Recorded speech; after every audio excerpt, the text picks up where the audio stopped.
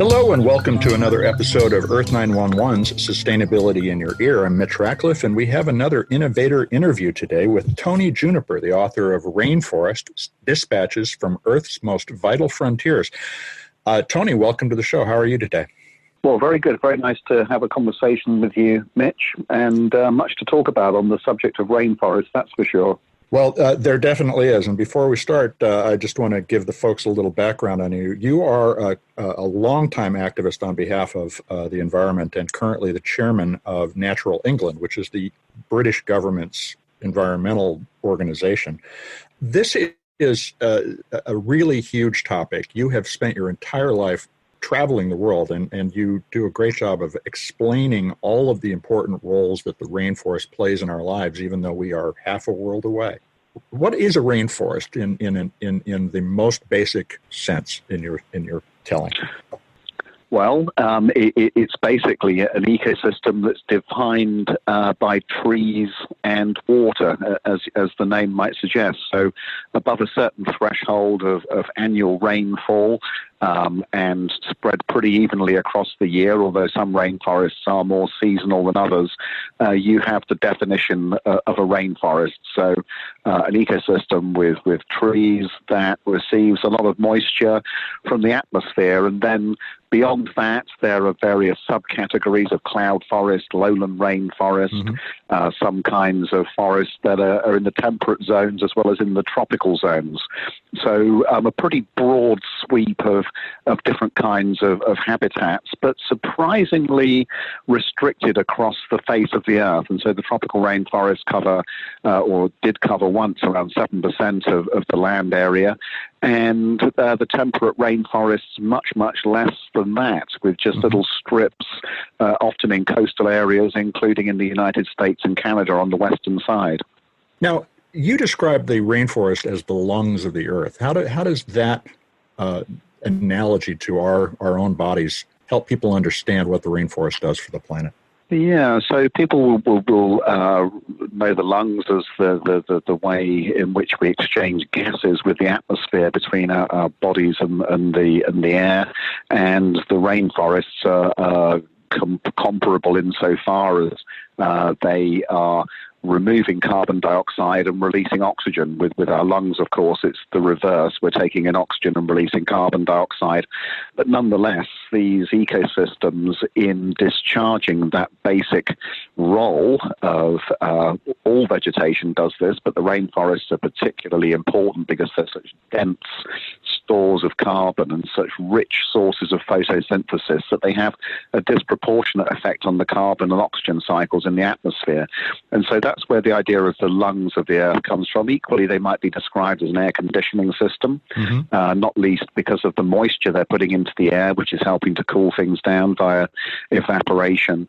And they are in many ways not only important in the regions where they exist, but also globally. And in terms of that lungs of the earth analogy, one of the most important global functions of the tropical rainforests is to be catching and storing carbon, which otherwise would be in the atmosphere. And the more we destroy these ecosystems, the more carbon is going into the air.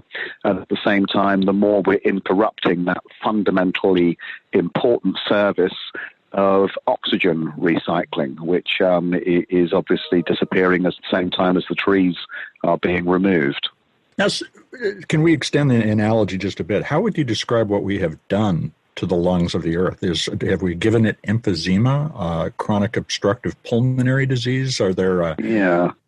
How would you describe what we have done to our planet's body?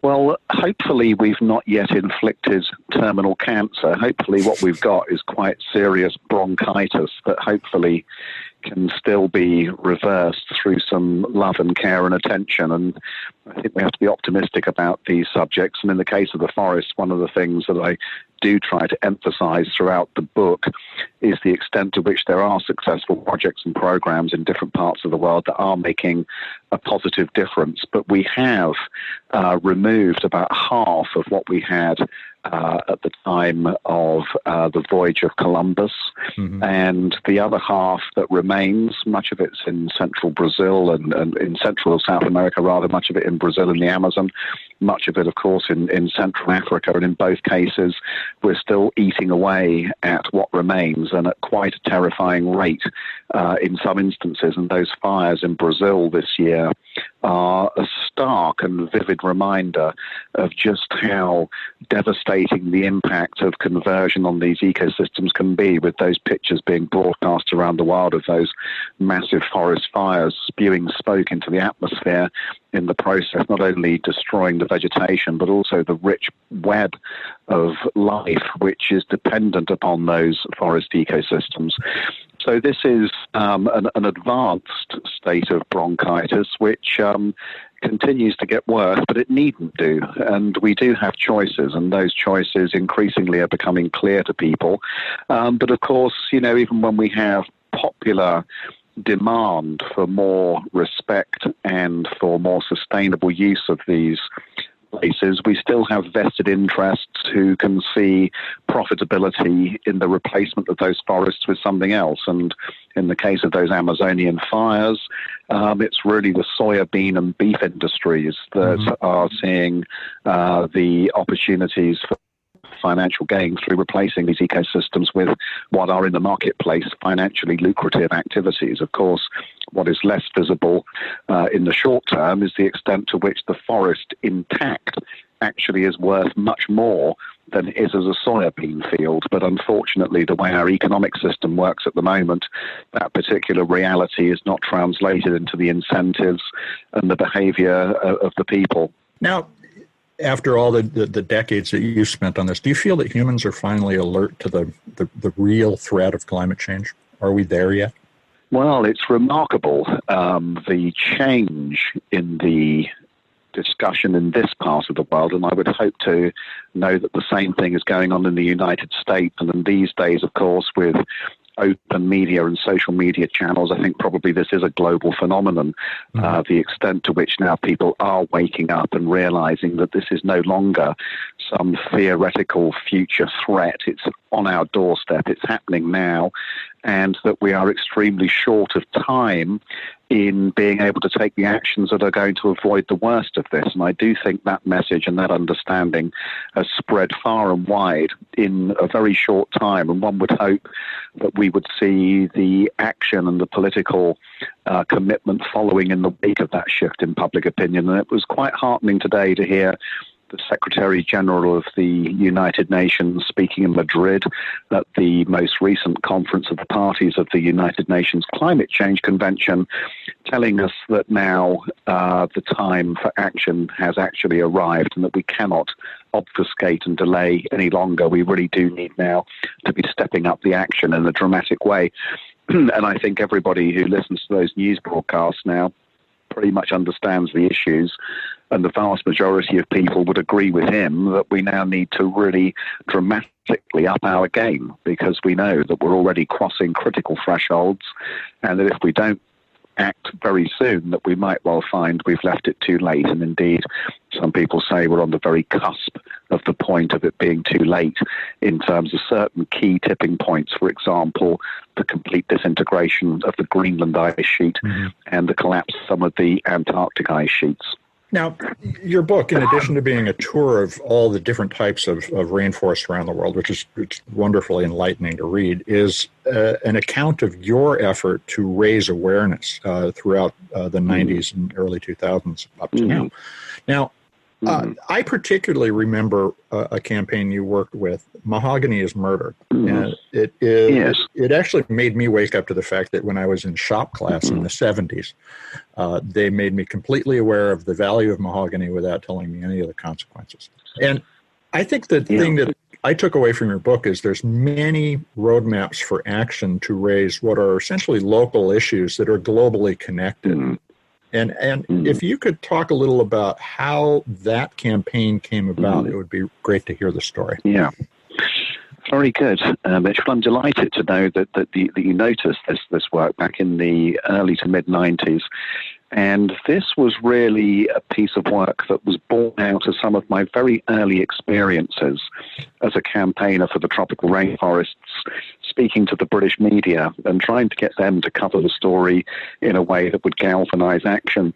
And they basically said to me, these things happening on the other side of the world really are not of that great an interest to our readers and to our viewers, because it just seems so far away and so remote, and people just don't think they can do anything about it. And with that thought in mind, I had a trip to Brazil in the early 1990s, in 1991, where I met a group of colleagues. They turned into, in the end, a group called the Amazon Working Group, and they were a collection of rubber tappers, indigenous groups, people living from extracting fruits and other products from the forest, and they were campaigning for sustainable use of the Amazon. And I spoke to them and they said, look, one of the biggest problems we've got at the moment is the illegal extraction of mahogany. And I said, well, that sounds like an interesting issue. Tell me more about it. And they did. And they told me about the loggers going into indigenous reserves and into national parks to get this very valuable tree. A single tree could be worth thousands of dollars. So big incentives to make illegal activities happen. And this brought the logging companies into direct conflict with the Indians. There were fights going on, people were being killed, and almost worse than that, diseases including measles and flu were being brought into very remote communities and repeating the wave of destruction that followed the first European colonization in the 15th century. And so this was, actually, it was in 1992, it was the 500th anniversary of Columbus arriving in the Caribbean. And so the moment for this was particularly good from that point of view.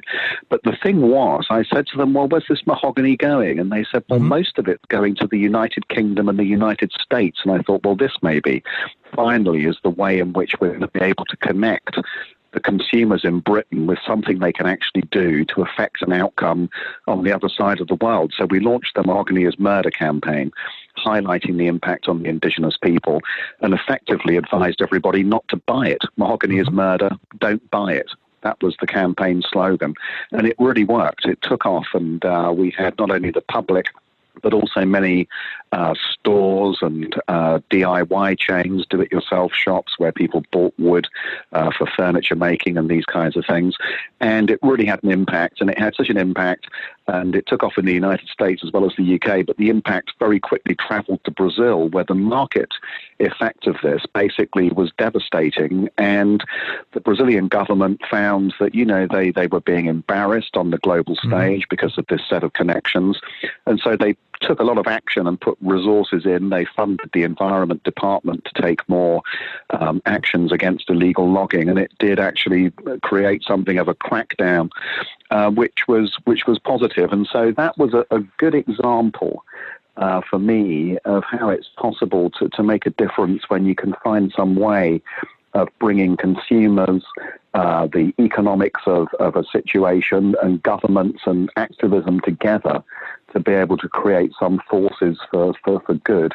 And in that case, it did have a positive effect. But of course, as we were discussing a moment ago, the continued deforestation in the Amazon, it remains, although in the modern context with different sources of deforestation compared to back in the 90s when there was a lot of logging going on. There was indeed clearance for cattle pasture, but not on the scale that we've seen since, and this remains a major problem. And actually, I do wonder whether we've got some lessons to learn from the past now, in the extent to which the Brazilian government might be willing to reconsider its policy if there were some coordinated campaign focused on the export of soybeans and beef from the Amazon as the way in which we create some level of pressure from outside. And that was actually my next question. Is it sounds like there are a lot of emerging, or at least increasing awareness around products or services coming out of rainforest resources that we're not aware of the consequences of using. And so soya and beef are two obvious examples. Yeah. On the other hand, there's the flip side. Can we start to bring more sustainable products out of those environments so that there's a different economic incentive involved? The answer is yes, we can do this in a different way. Some colleagues at WWF, where I was working until quite recently, we'd done a study of the loss of the savanna forests just to the south and east of the Amazon in Brazil in particular, the so-called Cerrado forests. And these too are being cleared for soya beans in particular, and with devastating effects for the wildlife, for the rivers, for carbon into the atmosphere, and for the local people. And we began looking quite closely at some of the issues linked with that particular part of the world, and the same applies to the Amazon. We discovered that the area of land already cleared and degraded is capable of producing much more food if only the land could be restored rather than clearing new land, which equally will become quickly degraded because of the agricultural methods being used there. So there's definitely an issue around the extent to which we might take remedial action on land that was cleared years ago. It was used for farming for a short time. The soils were either damaged or destroyed, and then people have moved on and cleared more forest. If we go back to those areas that were cleared a long time ago, we could be producing food there, but actually there is so much cleared and degraded land that we could be reforesting it as well. So we could be having more food and more forest without cutting anything else, which is, basic, simple arithmetic around the land that's been already opened up. Now, this then is about the incentives and the economics of the situation and the extent to which people can be encouraged to invest in land that can be brought back into productive use rather than taking the cheaper route of opening up land which is already covered with forest or which remains forested. And sometimes, and in the case of the palm oil industry in Indonesia, where a similar situation prevails, there's plenty of land. It's not for land that people are short of.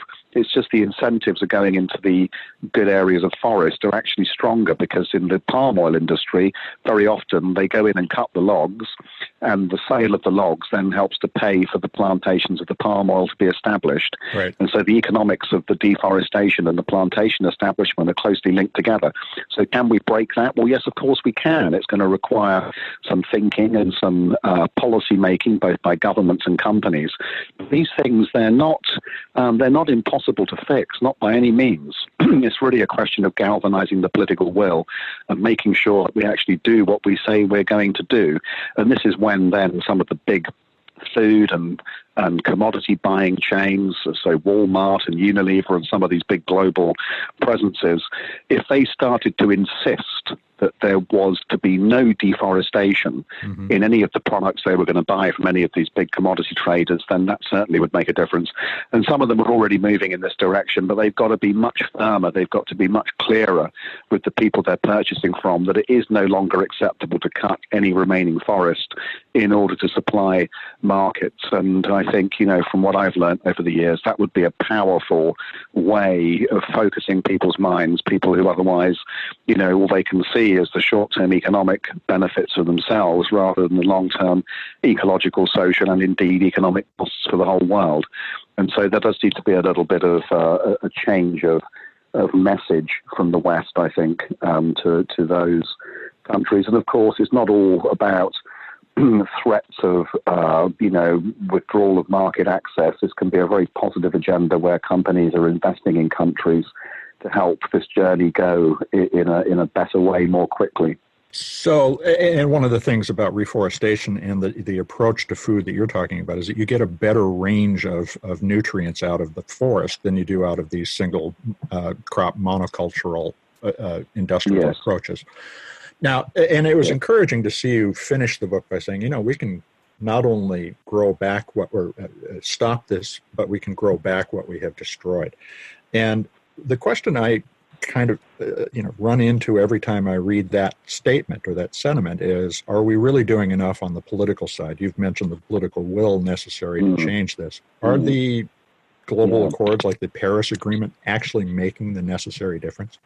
Not yet, they're not, but they need to, because it's wonderful that some countries are taking these issues increasingly seriously, but it's going to require a collective effort across the board to be able to sort these issues of climate breakdown and mass extinction of biodiversity, to be able to find resolution to them, it's going to require all countries, especially the really big ones, like the United States, like Brazil, like Indonesia, to be around the table. And sometimes these countries, they give rather a mixed commentary, to put it mildly. And so President Bolsonaro of Brazil, he's been pretty clear that, he sees the Amazon as something that needs to be opened up and liquidated for national development.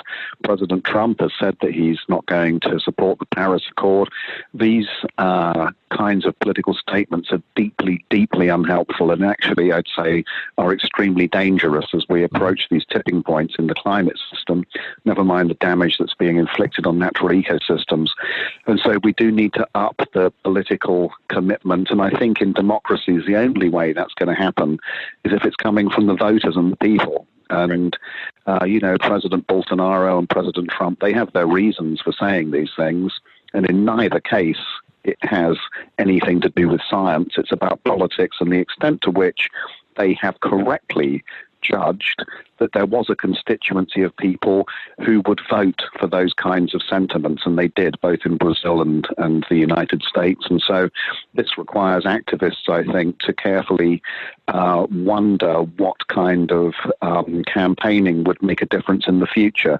And I have to say, actually, that the environmentalists may wish to reflect on some of the messages that have been put out in recent years, which would lead some voters to think that actually they'd much rather support the President Trump view of life rather than the environmentalist view of life. And if, for example, you are a West Virginia coal miner, if you work in the auto sector in Detroit, if you were a steel worker in Pennsylvania, you might hear the climate change story as being something which was against your community, against your job, against the pride of the kind of work that you do.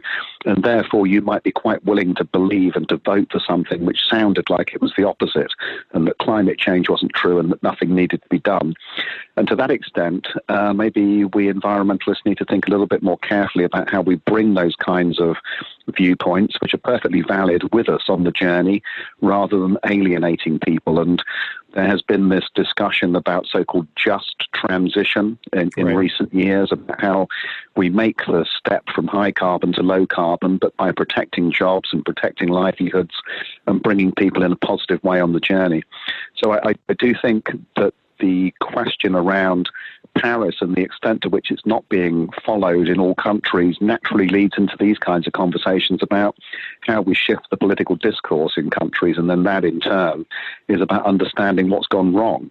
Because in some places, as I say, there is a strong body of support against doing anything, which is completely mad from a scientific point of view, but at the point of view of the voters ticking their boxes, it seems perfectly rational to them. And so we need to understand that and to work with it in ways which is hopefully going to break out of that trap, which unfortunately is a very real one at the moment.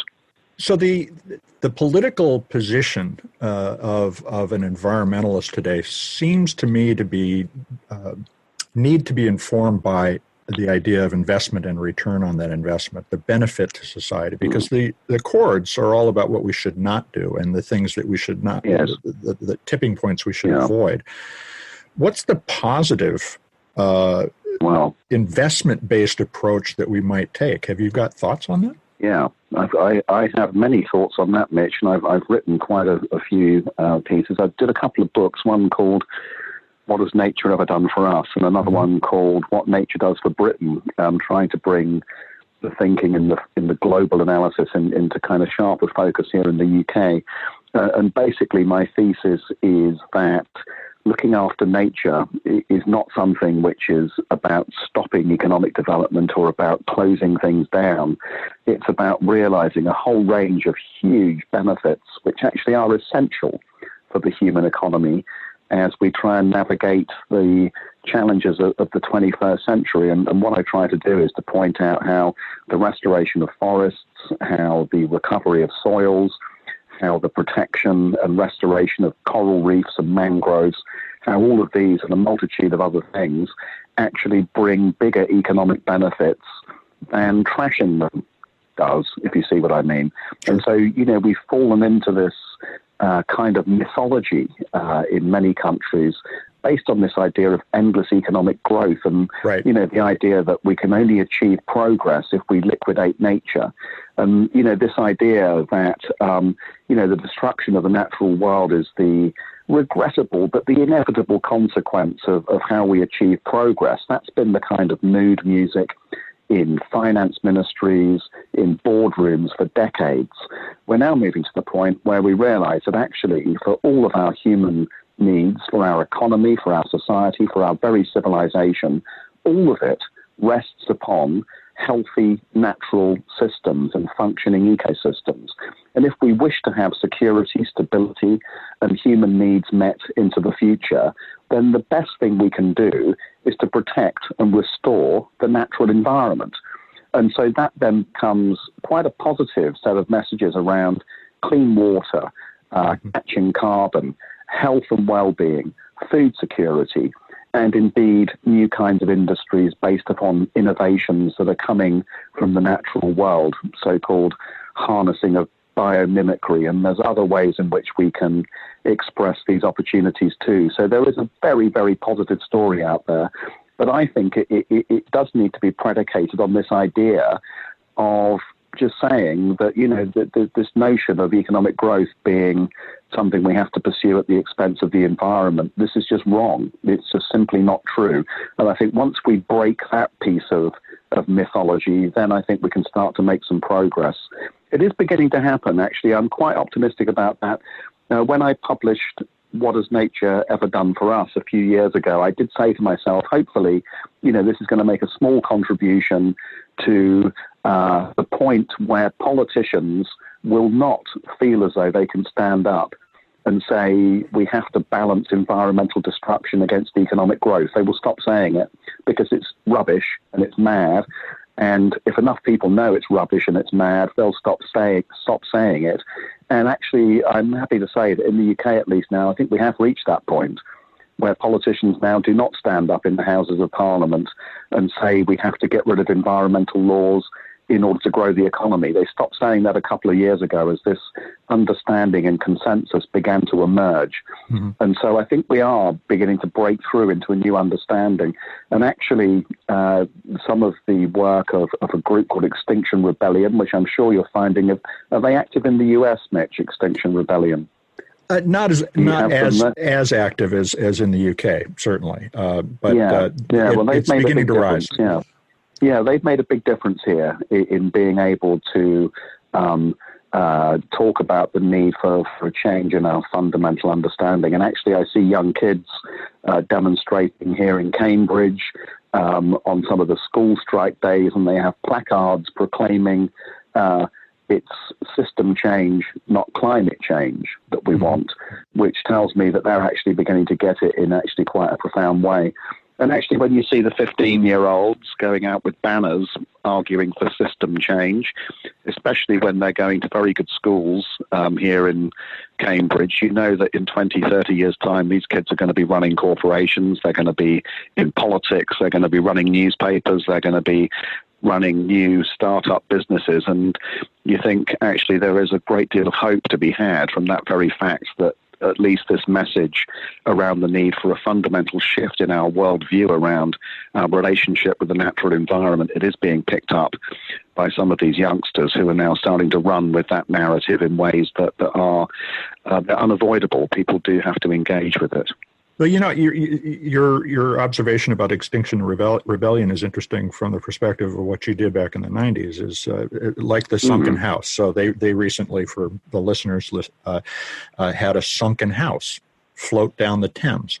And of course, this created a photo opportunity, and it brought home exactly what we're talking about, houses being inundated by water, just as Mahogany's murder did back in the 90s. And what I also feel is happening in response to what you're saying is that the lessons of our generation are being passed on and amplified by a new generation, which are going to take and implement it, which involves a lot of science, a lot of business, and a lot of organizational skills that we are continuing to develop as a species. But we are still all in this together. It is not one generation that's going to save another. It's all the generations finally pulling together to save the world. Exactly. And actually, one of the heartening things to see with the Extinction Rebellion protests that we had in London during October was the fact that, there were grandmothers and people evidently more advanced in years campaigning with the youngsters. And that was good. The thing about the young people, however, is that I think they bring a unique moral voice to this. Because, those of us who are slightly older, we won't see the worst effects of what's going to happen as a result of pollution and environmental destruction happening now, but these youngsters will do. So I think they bring a particularly powerful voice to the conversation, and good for them. Absolutely, and without them, we will not make the change. Well, Tony, I want to thank you for your time today. This has been a fascinating conversation. We've been speaking with Tony-Juniper, who is chairman of Natural England. And Tony, where can folks keep up with your work? Well, I use Twitter, so I'm at tony-juniper on Twitter, and I write various bits and pieces which go into various publications, and actually, generally, I will put them on Twitter. So I think maybe that's the best way to find out what I'm up to. Great. And I will be more active again on Twitter once we've had our general election. So I'm fairly quiet just while we're going through that process as a member of the public service here in the UK. I don't say much during elections, but I will be saying a lot afterwards. So well, I wish you a rational outcome to your election. Thank you very much. We certainly need it. Folks, we've been talking with Tony-Juniper, who's the author of Rainforest, Dispatches from Earth's Most Vital Frontlines, and that's published by Allen Press. You can find it on Amazon.com right now, and we'll have a link in the article for the podcast. Tony, thanks very much. Have a great afternoon. My pleasure, Mitch. It's a great pleasure. Thank you so much. Folks, we'll be back with another Sustainability in Your Ear soon. I'm Mitch Ratcliffe. This is Earth 911. Have a great day.